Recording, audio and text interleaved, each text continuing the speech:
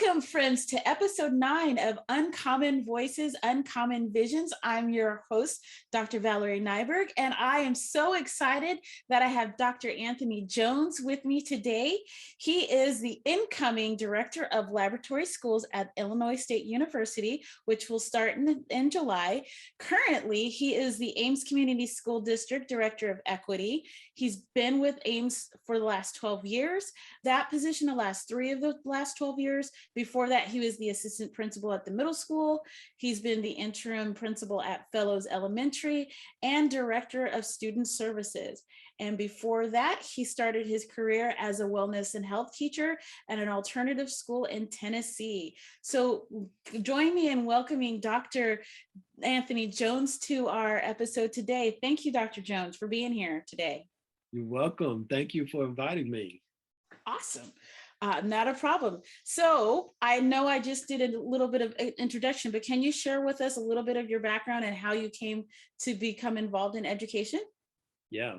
Well, I had no desire growing up after I graduated from high school. And I'm originally from Montgomery, Alabama. Okay. And so you're way far from home, sweetheart. Yeah, way far from home. So I got on a Greyhound bus after graduation and took about a 26-hour bus ride to Ames, Iowa for their summer program. Wow. And I thought I was going to be an electrical engineer.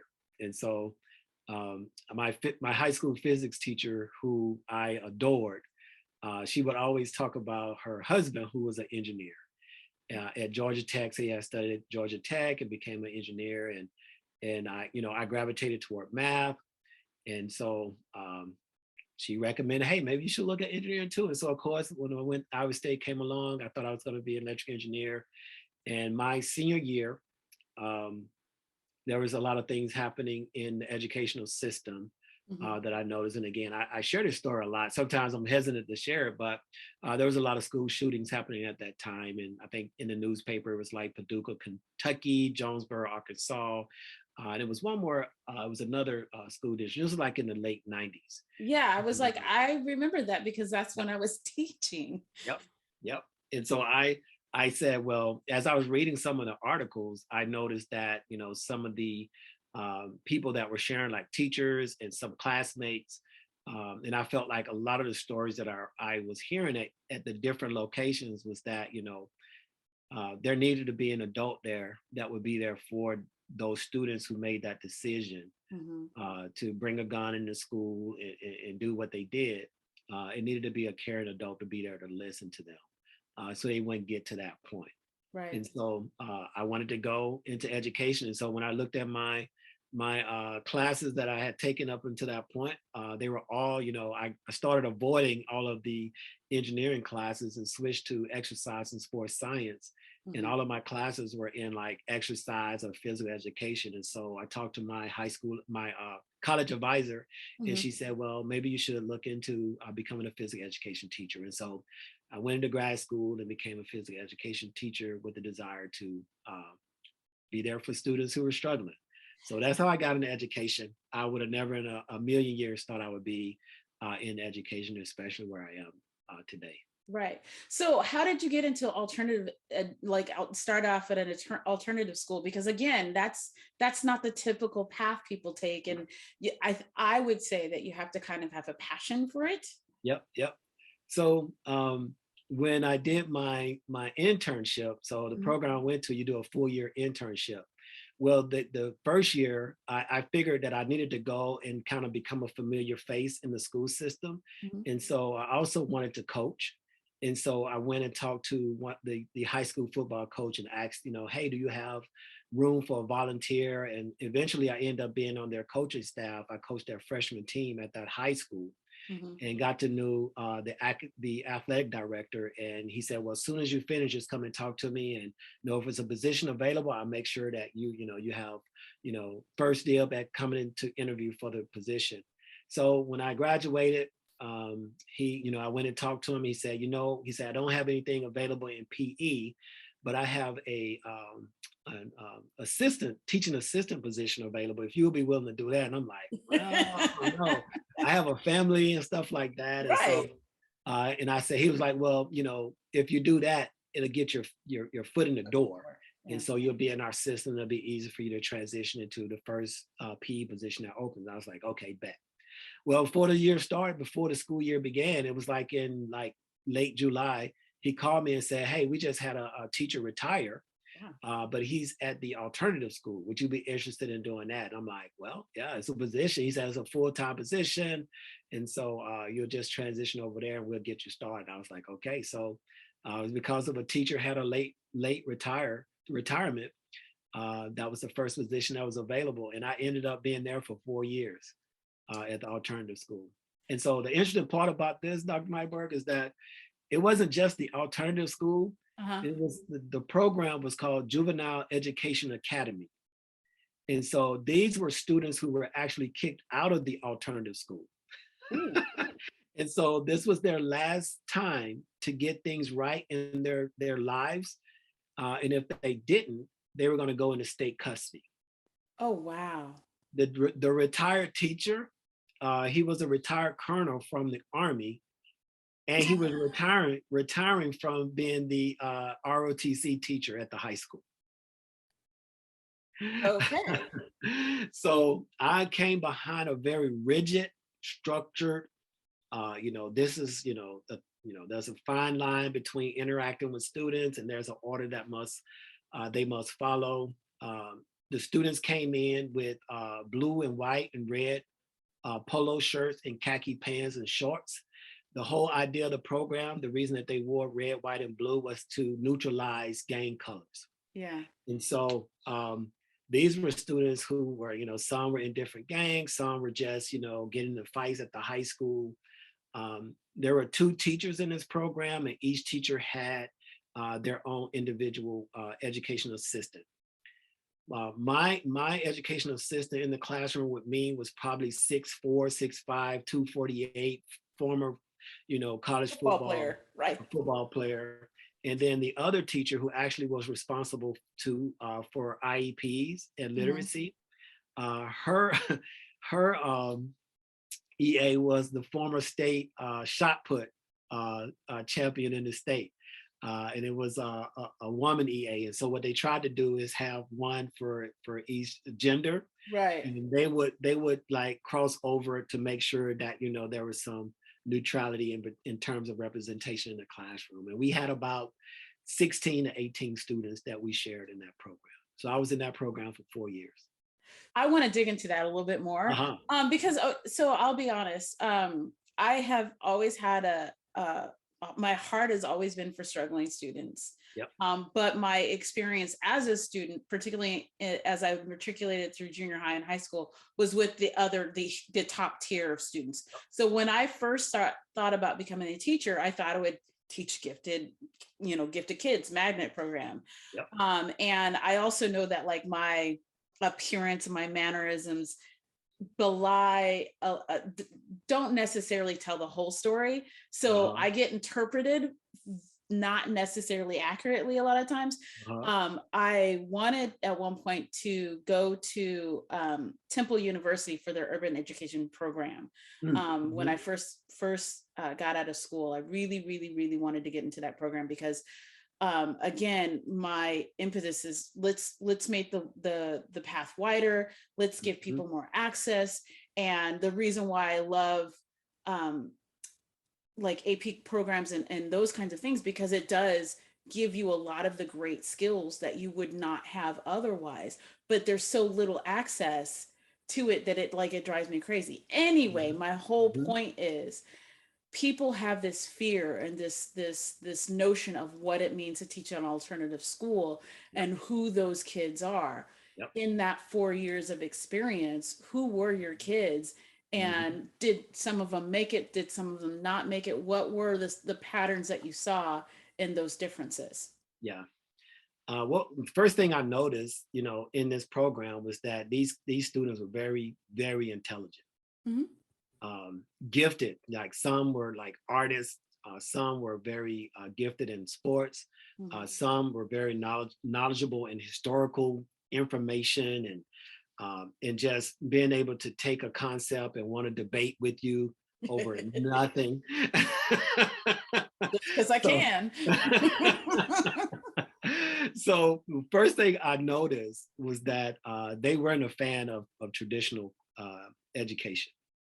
Mhm. And so we would have conversations about something. They would watch news at the beginning while they're eating breakfast, and it can turn into a knockout, drag out of debates. And so we would have conversations about that. Sometimes kids came in from a rough night, and they would do this thing where they would tuck their arms into their sleeves in their shirt, and put their heads on their desk, and it was a battle to keep their heads up every day.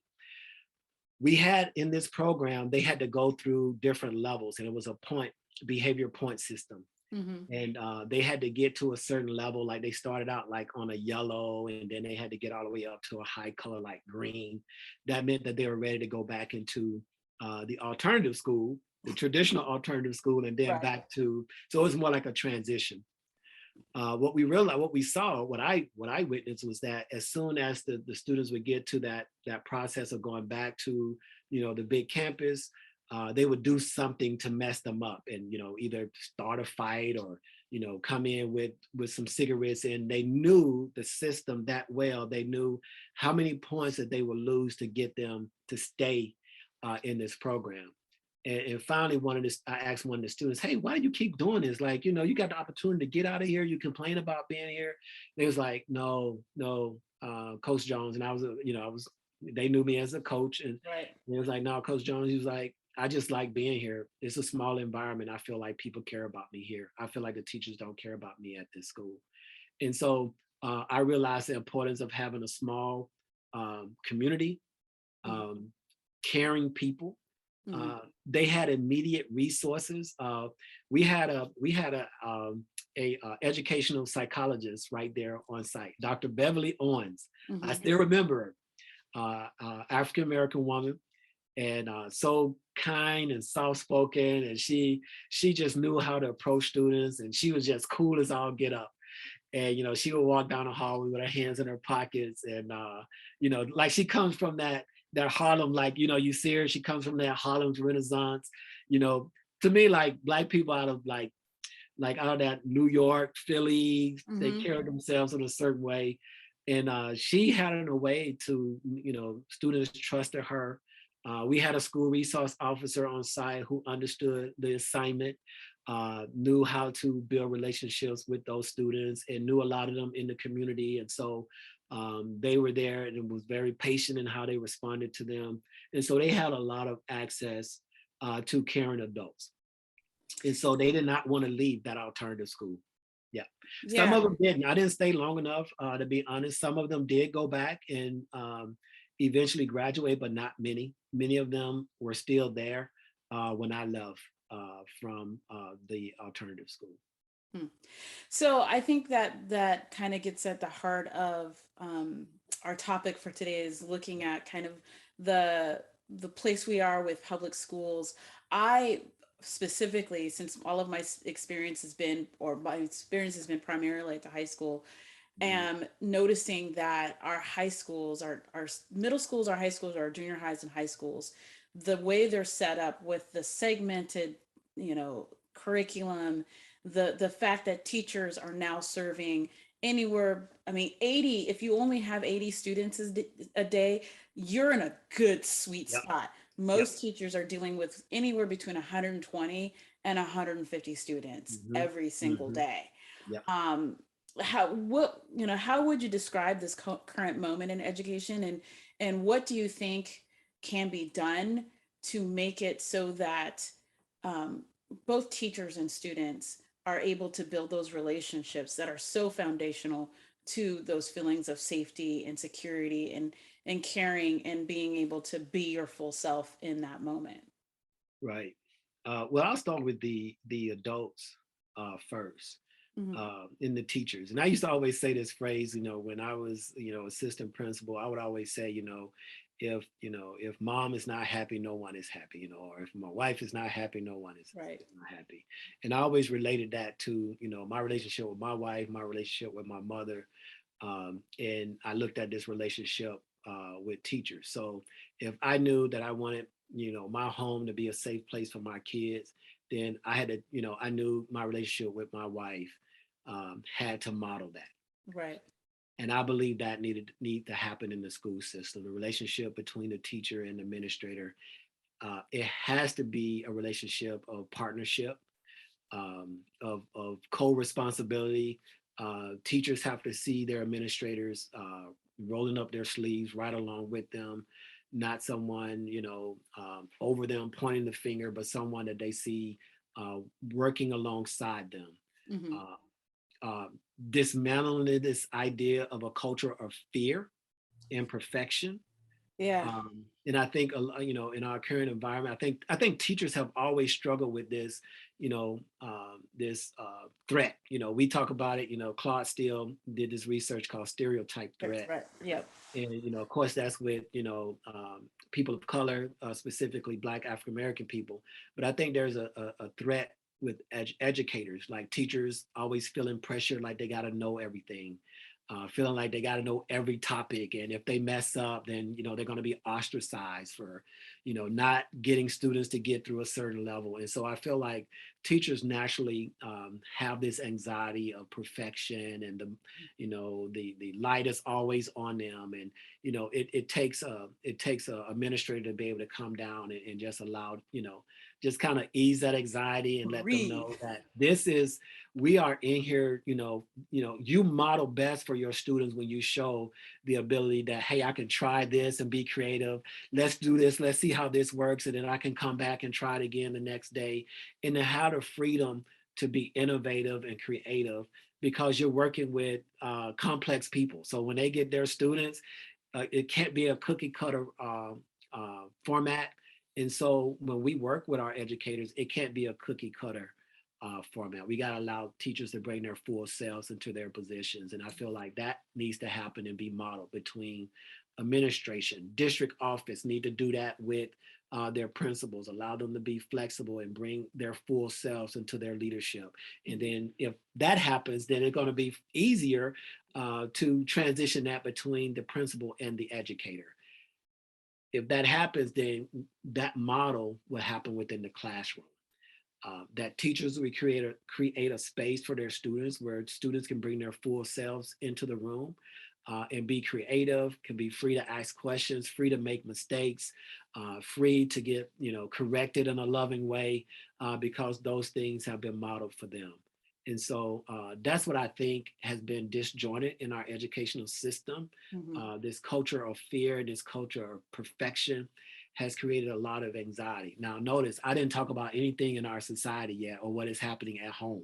Now, Right. you add all of those things into real people's lives with all of the stuff that we have to deal with, and you bring that into a building, and if those things are disjointed, then we're going to get what we see today. Yeah, yeah. I mean, I just had a conversation with a retired educator. Let me give you just a little bit background so you can kind of understand where she comes from. She was raised in Russia, Ah, um, yep. Okay. and Uh-huh. immigrated here, Hmm. and has done a lot of work with ELL students, both. I gather from the conversation, both kind of like the high school level and at the junior college level, Hmm. and the the complaint she had or the concern she had about this moment in education is all they care about is how the student feels. Mm, mm, And mm. I was trying to have this conversation with her about, I understand like your concern is we can't get to the, we're not necessarily trying to get to this level because we're so concentrated on who that kid is. But do you not understand that who that kid is has bearing on how they understand their trajectory and where they want to go?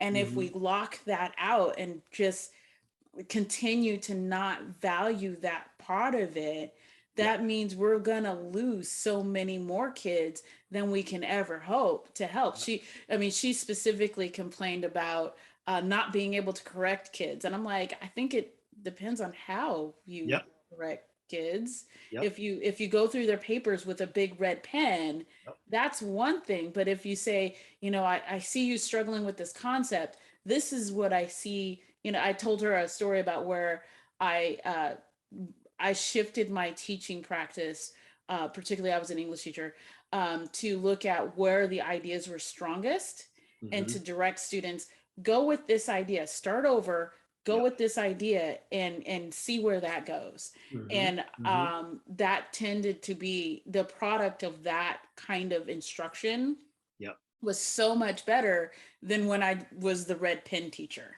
Yep. Yep. So, what do you say to people who feel like we've lost our way in public education because we're so concerned about who the student is and making the student feel comfortable? What do you say to those things? Yeah, I always love those conversations because what I try to do is get people to think about how we are as people in general. Hmm.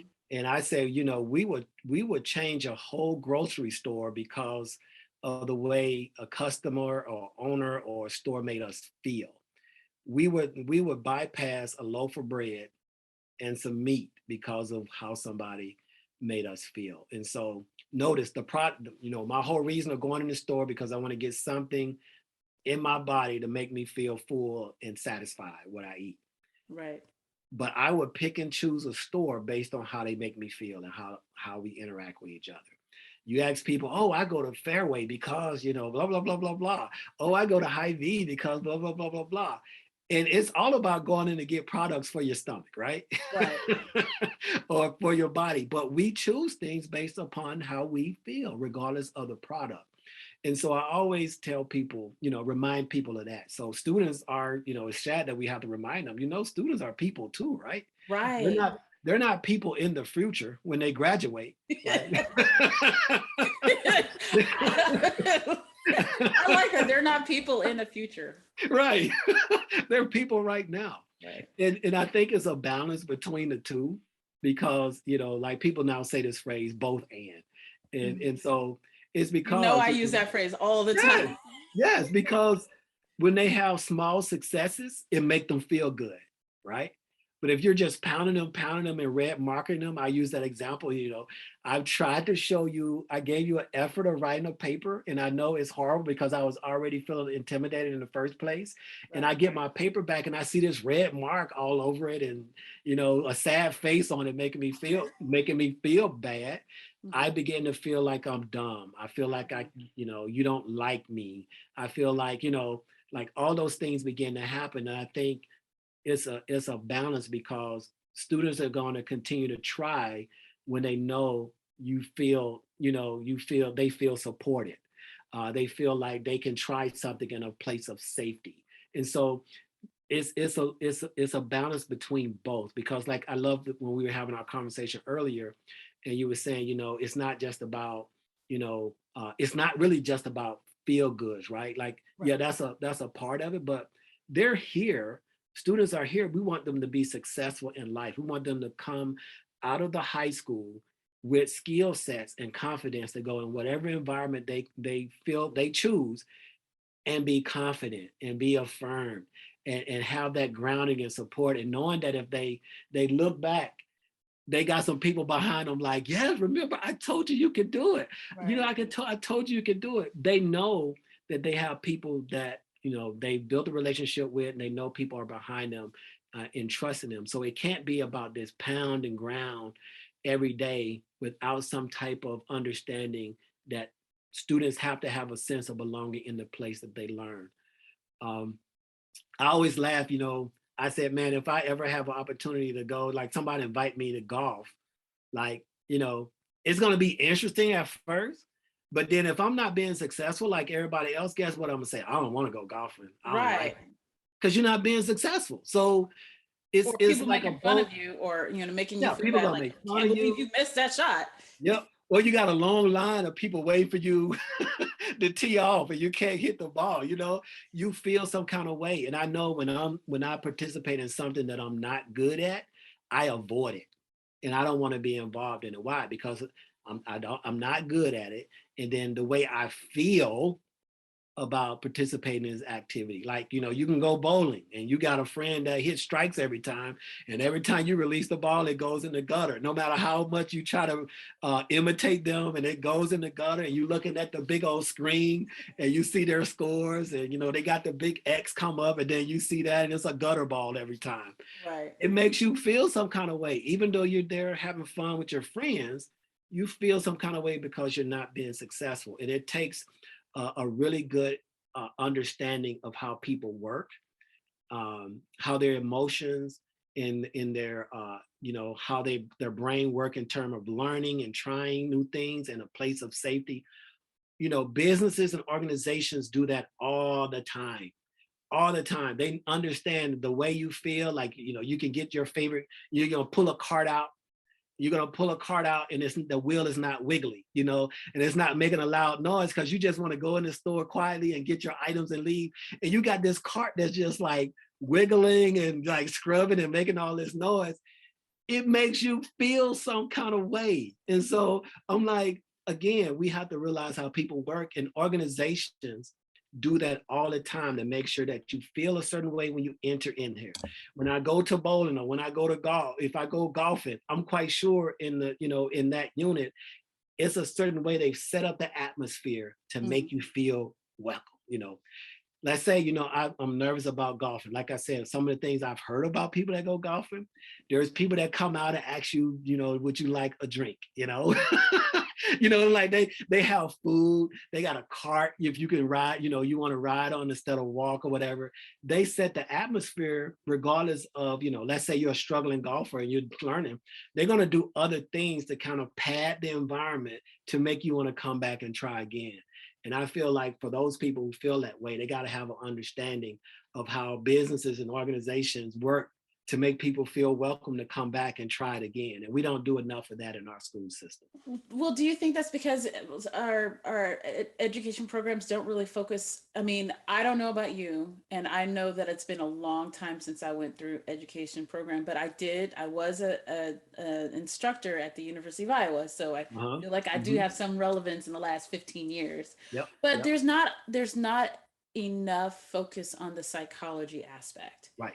The social psychology, and just the understanding of not just learning itself, but those feelings that go with learning, and that mindset. And we talk about mindset all the time, and that's become a real big buzzword, but I don't necessarily know that the average teacher really has a great handle on how mindset and how a student's emotional, wherever they are emotionally, does have a tremendous outcome on their product. Yeah, absolutely. And again, like I said, we can look into a lot of businesses and organizations, and they're realizing that this old factory model is extinct. Like it should be, those things are being passed on, or passing away, or having dying a slow death, because they realize that in order for an environment, for you to be productive in an environment, you got to have a culture that's not toxic, that people can work together, they feel safe. And there's another term that's popping up now, another book that's out called Emotional Intelligence 2.0. So I'm laughing at you because I'm like, oh, I got to get this book so I can half read it, so because I'm reading like three other books, but it's like, everybody's talking about it so good. And I'm like, yes, that resonates with me, because you can have a person that's very skilled and have a lot of knowledge about things, but if they have the inability to work with people, then the product is not going to be good, right? And so we dip our toes in it in the educational system, but then we're constantly reminded about scores. We're constantly reminded about like student outcomes, that we think we got to remove the nurturing part out in order to be successful. In a lot of countries that used to do this drill and kill, like people from China, they come to the United States to understand, they would come here to kind of understand a business model. And what they learned when they came, I think it was like in the 70s and early 80s, what they realized then, it was that, that peace, love, it was like people were like, it was all about interacting with each other. And so what they did, they would learn the skill set, and then they would take this environment of coming together to work together and collaborate. And now when you study out people from China, a lot of their business models is about developing relationships. And guess where the United States are? They're about this, still like this factory model that you got to be individuals and it's all about competition. Now, when you think about China, the products is still increasing, right? Right. We're the ones that's still struggling in this old model, like, the model that China used to do, like you just gotta like, take the emotion out and just focus on the product. And that's not a real world. That's not how you develop People. outcome. Yeah, that's not how you develop people. That's not how you do it. So yeah, so I'm glad you said that, people, because we're not talking about an auto industry. We're talking about arms, legs. We're talking about arms, legs, skin, blood, hair. Right. We're talking about emotions. And so we're talking about people. And so I think I really believe that we have to get back into caring about people. And I think that, to me, that's a full circle into what I felt like I got into education about, is that somebody needed to be there for those students, for them to see there's some adults that care about them and that's there, to willing to be advocates for them, to know they have someone to lean on when they're feeling the anxiety, and to be a part of making sure this environment is safe for them. I shouldn't feel like I have to go and take measures into my own hands to be safe. Right. And so when people begin to feel like they got to take measures into their own hands to be safe, that's when we end up in the news and on the headlines. And so, God forbid, we created an atmosphere in Ames where students feel like they got to take action into their own hands to that extreme. Now, what we've seen fights increase, right? And to me, that's taking action into your own hands. And we don't have patience enough to create an atmosphere where students can come in to talk about conflicts and to be able to teach them the skill sets of how to resolve it. And you know what we don't do either, Dr. Nyberg? We don't model that for the adults. We fire quickly. We punish with consequences. We write and reprimand people immediately. We don't model this idea of how do we reconcile conflicts? How do we bring people back together to create a better work environment for the adults? We punish, we ostracize, and we shame and blame. And guess what happens? Those teachers turn around and they do the same thing in their classrooms. And we have to do a better job if it was a hierarchy of, top down or whatever, Right. At the district office, superintendent, school board, directors, we have to do a better job of modeling that with our building principals, with our teachers, and teachers will turn around and do the same for with their students. So there's so much going on in schools right now. I look at Twitter. I turn on the news and we're talking about, the country's already talking about the Great Recession, Yep. but in education specifically, so many people have decided to leave. Mm-hmm. I have friends who have told me that they have admin friends who have left in the middle of the year on their own accord. What do you think about this moment in public education, and kind of what's our way forward? Yeah, I said a couple of weeks ago to some colleagues that I see the school system come in a place where it's no longer in existence of what we see now. Mm-hmm. I would see like an increase in homeschool, which we know it was already there. Right. And I see more of that model being more attractive for families. I see online schools, virtual schools, also being another model for people. Just think of how students interact with each other already. They interact mostly online through quick videos, through TikTok, and they learn in like different skill sets just from connecting with each other through social media. Mm-hmm. I see families gravitating more to this virtual online model. And then when that happens, it's going to be those students who can't afford to do those things. Right. And we saw that we saw that during the pandemic. those who had the access to have a nice office space for learning, Yes. and then they can, yep, I nice know. Wi-Fi connection, Right.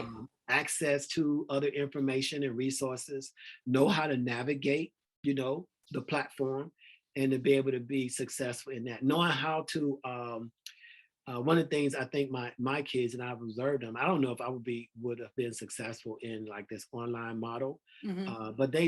but I've observed them. They know how to take breaks. You know what I'm saying? Like work a little bit and take breaks. Like we were so trained to like, okay, the class is an hour and a half, so we're gonna Pull through we're it. gonna work on this for an hour and a half, and then we're gonna Right. switch over and go to the bathroom really quick and come back. But my kids figured out this balance of work on a little bit and play a little bit, work on a little bit, play on a little bit. And those students who didn't have that skill set or that understanding that it was okay to kind of work a little bit, balance a little bit, instead of the other way, play a lot and then, whatever. Avoid a lot. Yeah, avoid a lot. But I think that's a skill set that and an understanding that students and parents had to understand. And if they didn't have that, then students struggled in that model. And if you got family makeups, and like I said, like families have been homeschooling forever. This is not Right. like a new concept.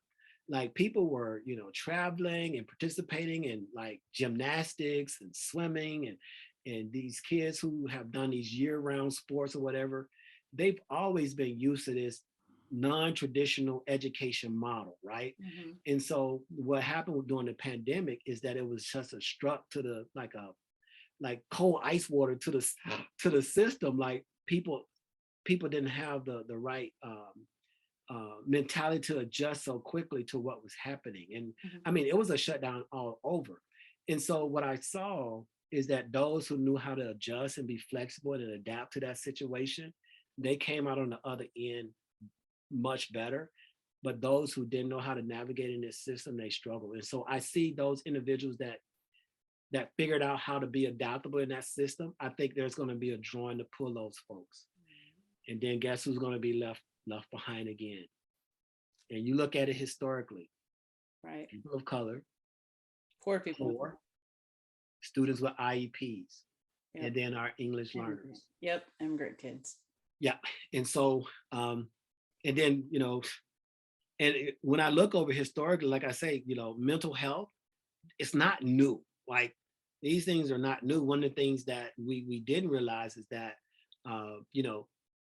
families who had access and understanding about how to go and see a therapist had their kids going to see therapists. Right.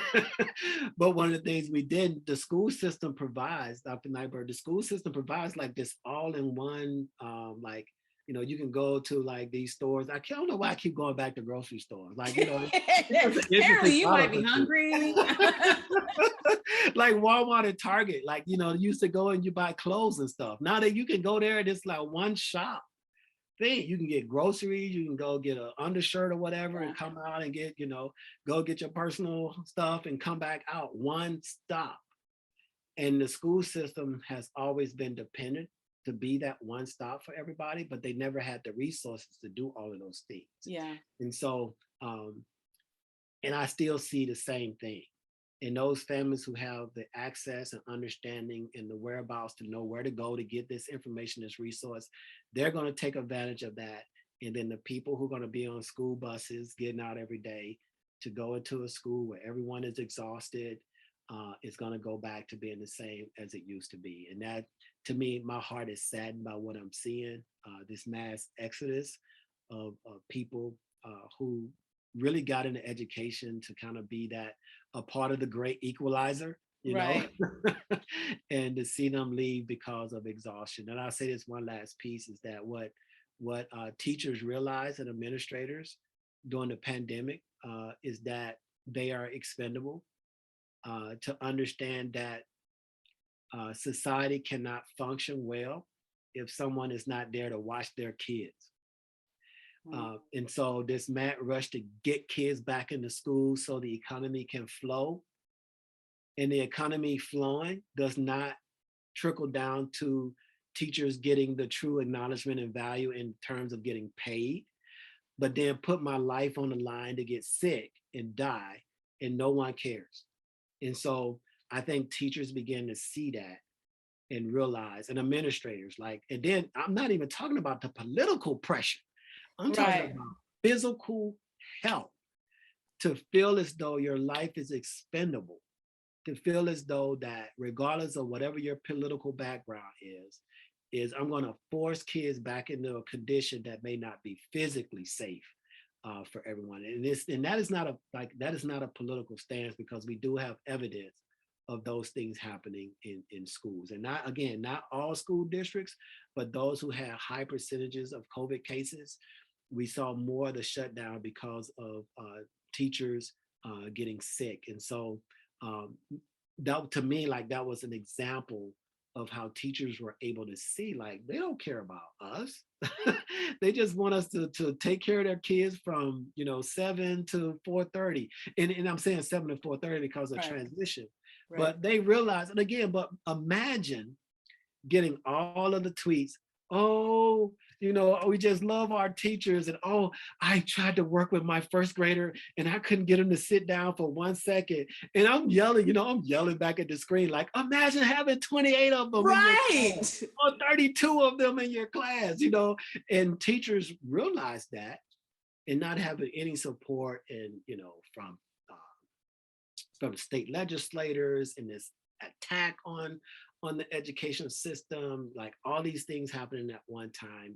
I can understand the mass exodus. And I'm usually an optimistic person. I really am. I walk in hope, I walk in love, I walk in compassion, and I walk in care. And it's just hard, like, no, don't leave. Like, it's gonna get better. You like, and you see the personnel report, and you see another teacher that has resigned, and that is exhausting and hurtful to see that. Yeah, I think I'm hope I too am hopeful. Yeah. I'm hoping that we are, and again, my focus is mostly secondary, Yeah. that we will be able to, we will see that the way that we're continuing to build these large comprehensive environments isn't helpful for the great majority of the folks who need it to be helpful. Yeah. Now, if you are my kids or your kids, our kids are going to be okay. Yeah. Yeah. But if you're a kid who struggles with anything, Yeah. that is not a great environment for you. And building bigger and bigger schools isn't going to help you be successful. And it's more about what you're putting in the school and who you're putting in the school, and how you're then, like, I'll just use Ames as an example. Yeah. The way that the new high school is constructed into pods Yeah. is ingenious in terms of Yeah. building community, Hmm. building connection between subjects, building the ability for learning to be more organic Yeah. and less in silos. Hmm. What is ingenious, Yeah. but you also have to fill it with people who see it that way. That's right. Yeah. And right now I feel like we're at this crossroads of who's going to win, this traditional factory model of burn in and churn in, or Hmm. this, okay, we understand that we're creating people for an environment that is going to change, be ever changing around them, and we want to have them be able to be adaptable to that situation. Yeah. And in which side, it like who's going to win? Yeah. What are your Exactly. thoughts? Yeah. Again, it's in an environment where the environment is set up to be competitive Yeah. from the beginning. And I've always said, and especially as I began to ground my understanding in the work around equity, Uh, diversity, and inclusion, is this understanding of, from the ground roots, the Department of Education mission statement is about creating school systems of equality mm-hmm. and competitiveness. Those are two words that they use: equality, and competitiveness. And so we understand. Like, I heard from one of the state legislators have been talking about, well, school systems in Iowa have to be more competitive. So it's more of this open enrollment. So parent choice, they can choose to go to different schools. So, so schools can be competitive so they can improve. But anytime you're in a competition, there has to be winners and losers. Right. And so the very foundation of the educational system in the United States is to be competitive. And so guess what? Because if we got to fight for, who has the highest GPA and who gets to get into the best colleges and who gets to be in the best colleges, gets the best jobs, that sets up an environment where people are pitted against each other. And when you have a system that way, it's going to create an environment of anxiety, stress, and a lack of care. And there will be winners and losers. And we see that every day. And the mission statement in the Department of Education, I'm not just talking about Iowa, I'm talking about the United States. Department of Education is all about competition in the midst of equality. Those two things are not going to happen. Those two things are not going to happen. Now, what they're going to do, like I think about sports, everybody, and football is my favorite sport to play. And you got 100 yards, everybody got the same amount, equipment and stuff like that. Now, you may have better equipment, but everybody's going to have a helmet, and they think that's equality, right? Right. But it's more than just about everybody playing on the same field, leveling the playing field. But in competition, people recruiting, they got different methods of recruiting and things like that. And so I see that, Dr. Nyberg, in our school system, that these magnet schools are popping up. And again, kudos to them to create those things. But what happens is that if it's a kid, if it's a kid who doesn't have the resources to go to that school, if I'm a student that has, some type of special needs support, those schools are not accepting those kids. Right. And so because they only got a certain amount of spots. And so guess who? There's going to be some winners who are able to get into those schools with the best teachers, highly qualified and innovative, creative environments. And then the students who can't afford or have access to those schools, they get the leftovers. And guess what? Winners and losers in an atmosphere of competition. Oh, it's kind of overwhelming. So, I mean, when you sit down in a podcast like this, think about it. Yeah. Right. So to lighten it for a moment, what do you think? Like, what are your words of wisdom or encouragement to folks who are making these decisions, either with their whether they're going to stay in education or how they're going to direct their kids? What are your kind of like takeaways? Yeah. For me, I think, and again, I think, like over the summer now, as we enter into this summer break, to really, you have to spend time with yourself. And, there's so much research out there on reflection, having a moment of reflection. And I know I work with you, and you're about the business. It's not, I don't know if it's an on or off switch. Maybe it's like a cruise mode, maybe. But it's usually like teachers and administrators are like, close it in May, then it's on to the next thing. I'm going to take a couple of classes for, to get my master's, or then I'm going to take some class to kind of build up my skill set to develop better lesson plans. I think it's an opportunity for teachers and administrators, educators, to pause and reflect. And that means like journaling, that means like moving away the grind of education and just have a moment of just really spending time with themselves and understanding like who they are as individuals, sewing into the things that they love to do, building up their own esteem, because I think educators spend so much time serving others. Absolutely. Preparing and thinking about their students, even on break, regardless if they have their own kids, but really spend time with themselves. The second part in the reflection is, if you have a compassion still for education, the educational system has been handed down to us.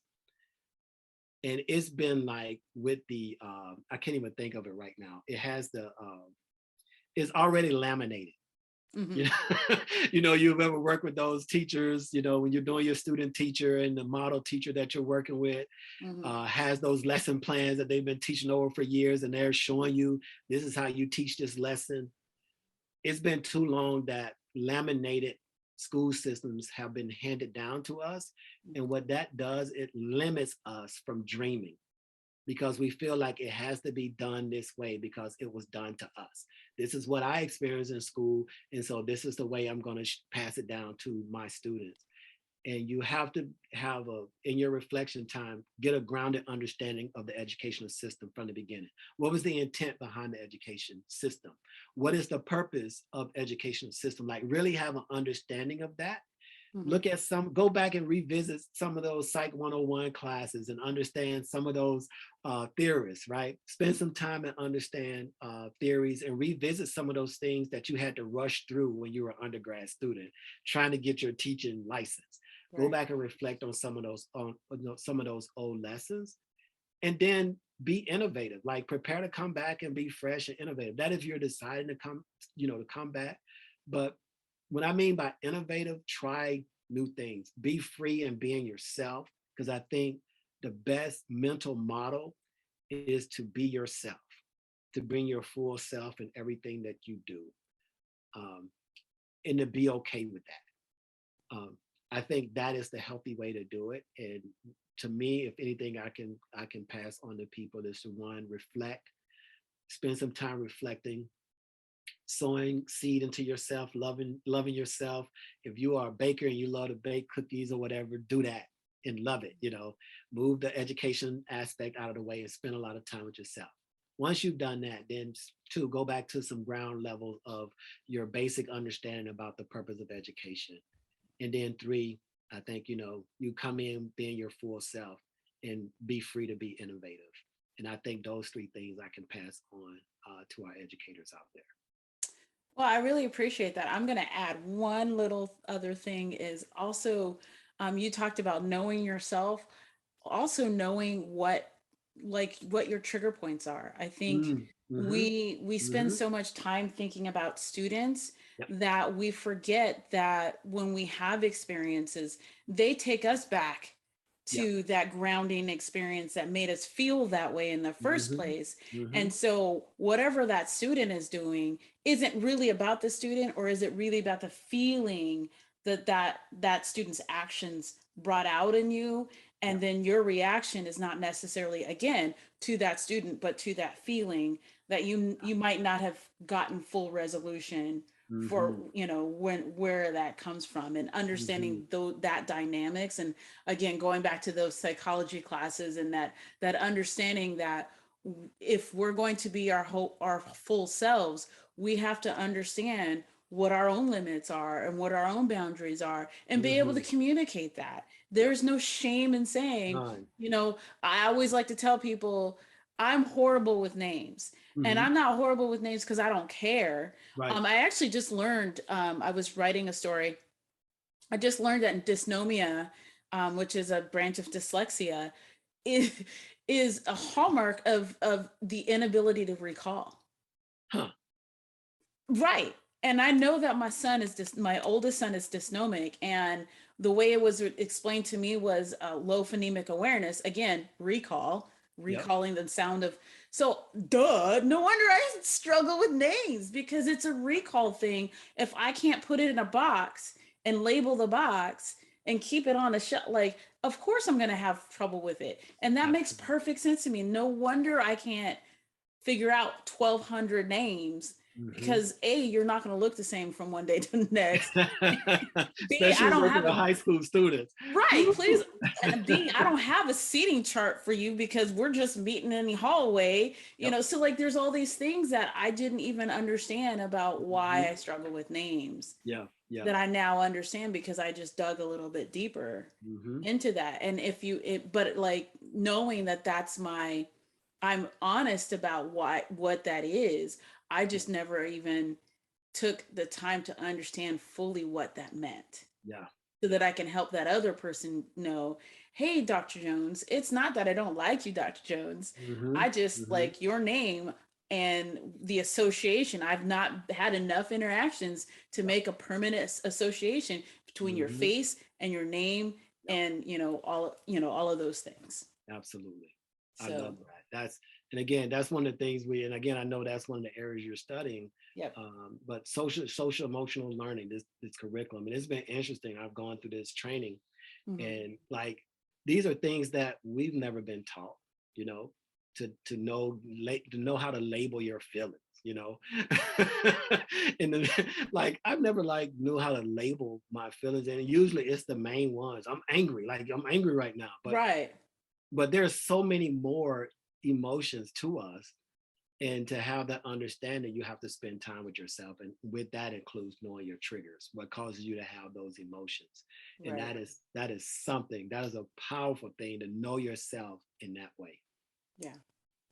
Well, Dr. Jones, thank you so much for having this conversation with me. I really enjoyed it. Thank you for the therapy session. Right.